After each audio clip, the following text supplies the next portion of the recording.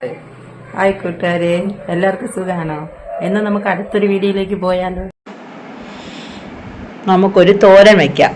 അതിനായി കുറച്ച് ചീനമരയ്ക്ക, അമരയ്ക്ക എന്ന് പറയും, ഒരു സവാളയും കുറച്ച് ചീനമരയ്ക്കയും കൂടെ കട്ട് ചെയ്തെടുക്കാം. കട്ട് ചെയ്തെടുത്ത് ചീനമരയ്ക്കയും സവാളയും അടുപ്പത്ത് ചീനച്ചട്ടിയിൽ കുറച്ച് ഓയിൽ ഒഴിച്ച് വച്ചിട്ടുണ്ട്. അത് ചൂടായി കേട്ടോ. അതിലോട്ട് കുറച്ച് കടുകും മുളകും കറിവേപ്പിലയും എല്ലാം ഇടുക. അങ്ങനെ കടുക് വറ ചെയ്യുക. കടുക് വറുത്ത് അതിലോട്ട് ഈ അരിഞ്ഞു വെച്ചിരിക്കുന്ന അമരിക്കയും സവാളയും കൂടെ ഇട്ട് കൊടുക്കുക. നല്ലതുപോലെ എല്ലാം അതിലോട്ട് ഇട്ട് കൊടുക്കുക. കുറച്ച് ഉപ്പ് കൂടെ ചേർത്ത് അതിനെ ഇളക്കി കൊടുക്കുക.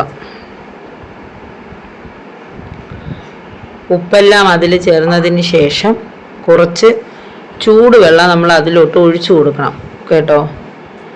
അത് ചീനമരയ്ക്ക് വെന്ത് വരണം. അത് വെന്ത് വരുന്നതിനാണ് കുറച്ച് ചൂടുവെള്ളം കൂടി ഒഴിച്ചു കൊടുക്കുന്നത്. കുറച്ച് മഞ്ഞൾപ്പൊടി ചേർക്കുക.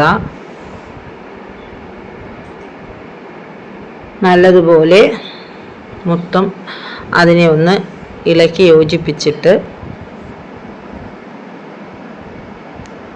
കുറച്ച് ചൂടുവെള്ളം, ഞാൻ പറഞ്ഞില്ലേ, ചൂടുവെള്ളം കൂടി അതിലോട്ട് നമ്മൾ ഒഴിക്കണം.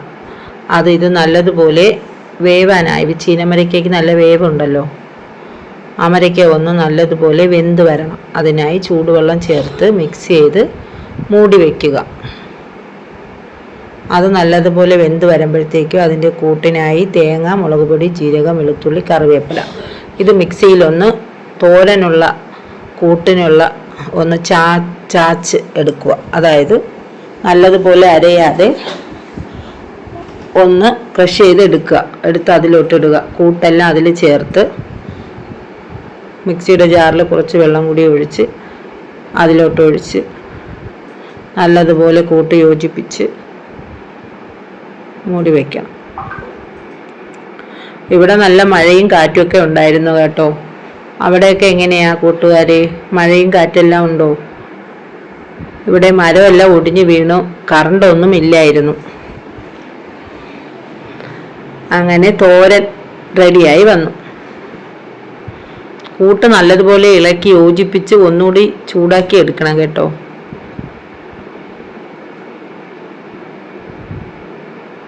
അപ്പോൾ കുറച്ചുകൂടി ടേസ്റ്റ് ഉണ്ടാവും. അങ്ങനെ തോരൻ റെഡിയായി. അത് കഴിഞ്ഞ് ചോറ് കുക്കറിൽ വെന്തത് അത് വാർത്ത് വെച്ചിട്ടുണ്ട്. ഇത് ഉരുളൻ പാര എന്ന മീനാണ്. അത് കഴുകി വൃത്തിയാക്കി എടുത്തതാണ്. അതിലോട്ട് ഇടാനായി ഒരു തക്കാളിയും പച്ചമുളകും കട്ട് ചെയ്ത് വെച്ചിരുന്നു. കുറച്ച് കറിവേപ്പിലൂടെ ഇട്ട് മഞ്ഞൾപ്പൊടിയും ഇട്ട് അതിലേക്ക് അരച്ച് വെച്ചിരുന്നു. കൂട്ടൊഴിച്ചു. കുറച്ച് വെള്ളം കൂടി ഒഴിച്ച് അത് കുറച്ച് ഉപ്പ് കൂടെ ഇട്ട് കൂട്ട് മീനും കൂടെ യോജിപ്പിച്ച് കലക്കി അടുപ്പിലോട്ട് വയ്ക്കുക.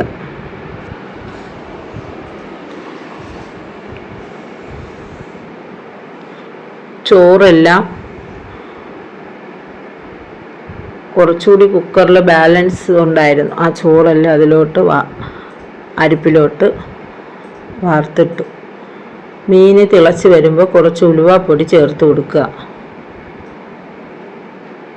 കുറച്ച് കറിവേപ്പില കൂടെ തൂറ്റി ഒന്ന് മിക്സ് ചെയ്ത് കൊടുക്കുക. ഉലുവാപ്പൊടിയൊക്കെ അതിലോട്ട് യോജിക്കാനാണേ. മീനിനൊരു സ്വാദ് കിട്ടും. മീൻ തിളച്ച് വരുമ്പോൾ നമ്മൾ കുറച്ച് ഉലുവാപ്പൊടി കൂടി ചേർത്ത് കൊടുക്കണം. ഒന്നുകൂടി മൂടി വെച്ച് മീൻ തിളച്ച് വരുമ്പോൾ കുറച്ച് പച്ച വെളിച്ചെണ്ണ ഒഴിച്ച് കൊടുക്കുക.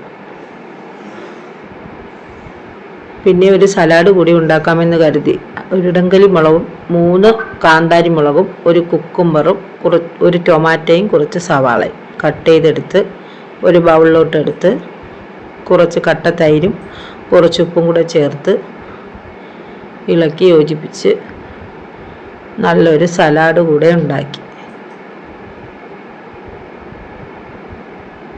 കൂട്ടാനൊക്കെ റെഡിയായി. എന്നാൽ നമുക്ക് ചോറ് കഴിക്കാം.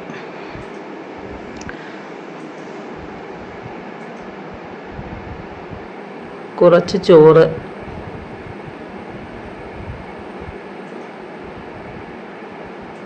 നെല്ലിക്ക അച്ചാർ ഇട്ട് വെച്ചിട്ടുള്ള നെല്ലിക്ക അച്ചാറും ഉണ്ടായിരുന്നു. അതിൽ നിന്ന് കുറച്ച് നെല്ലിക്ക അച്ചാർ,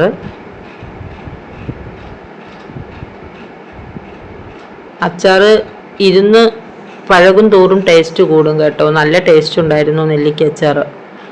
അതിൽ നിന്ന് കുറച്ച് നെല്ലിക്ക അച്ചാറും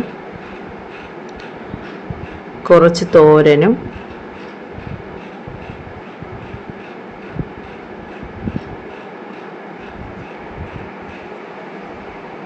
കുറച്ച് സലാഡും പിന്നെ മീൻ